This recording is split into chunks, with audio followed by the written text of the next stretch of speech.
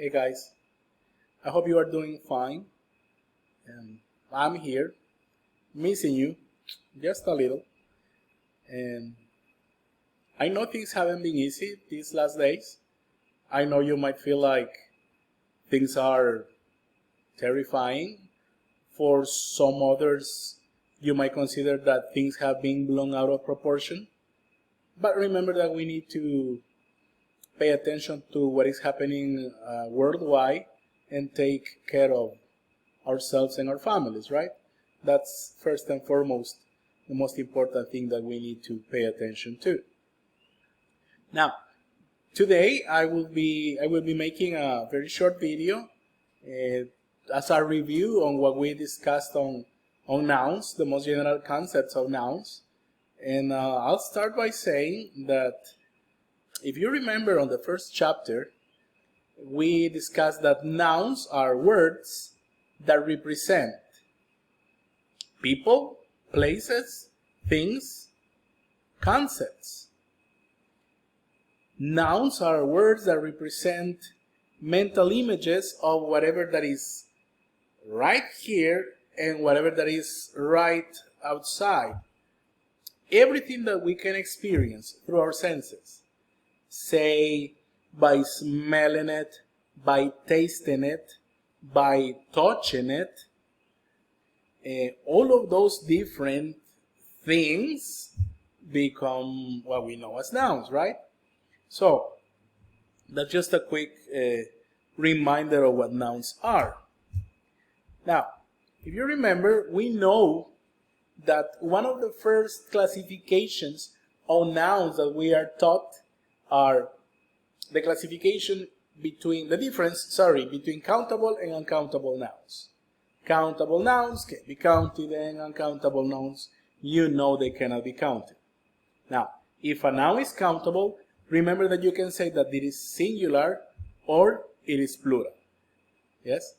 And an uncountable noun, even though might look to be singular, is not. Because to be singular, a noun usually can also be plural.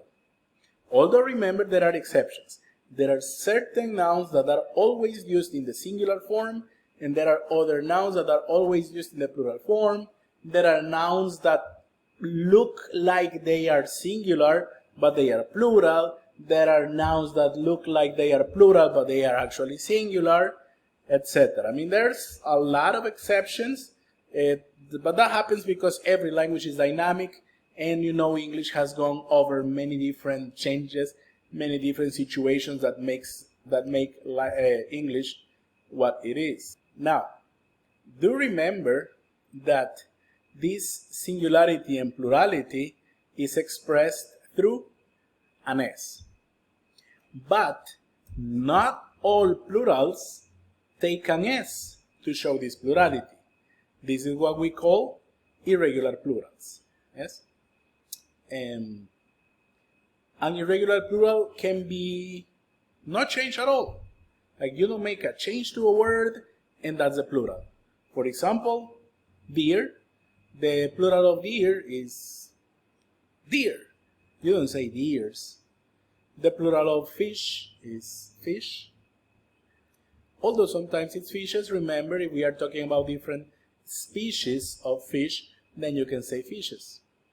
Sometimes what you do is to change a double O to a double E, like in the case of foot and feet, or tooth and teeth. There are cases in which a word ends in I, and that shows plural, and the singular ends in US. For example, cactus is singular, and the plural of cactus is cacti. Syllabus is singular, and syllabi is plural. Why does this happen? Remember that I mentioned to you that this happens because English has undergone many different changes because of words, because of economic expansion, because of immigration. English has undergone changes, And whenever two cultures and two different languages come together, they both take a little something from the other language, and they also leave a little something to the language with which they had contact. So most of what English has taken from other languages is grammatical issues and vocabulary issues. So some of those irregular plurals come from other languages. Now, to talk about irregular plurals, remember that we talk about allomorphs. The allomorphs are the different forms of the plural concept. I don't know if you remember, but I mentioned to you the case of Superman. Superman is Clark Kent, and Clark Kent is also Kal-El. So for his parents, Superman's name, it's Kal-El. For people at the newspaper where he works, he is Clark Kent. For his parents, he is Clark Kent.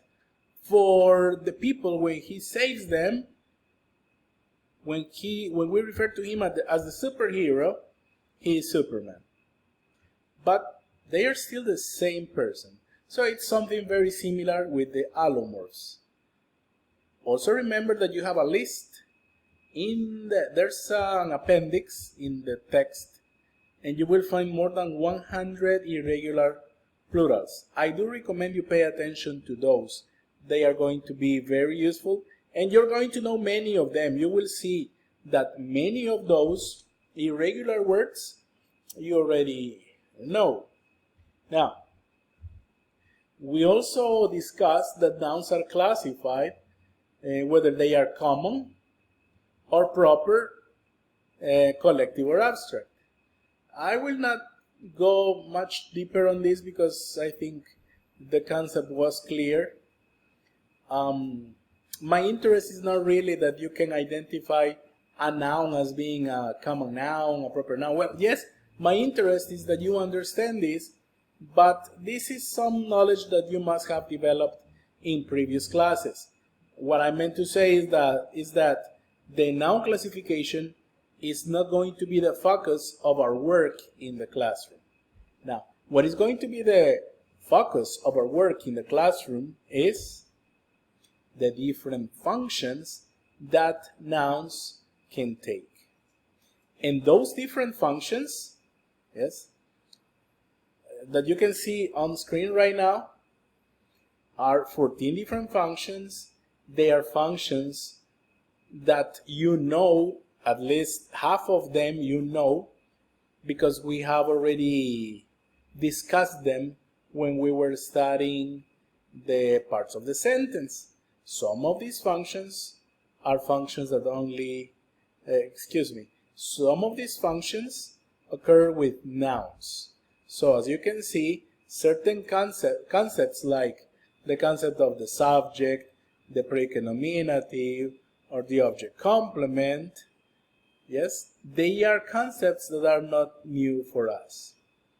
And we are going to continue discussing these different elements, making a quick overview on the next video.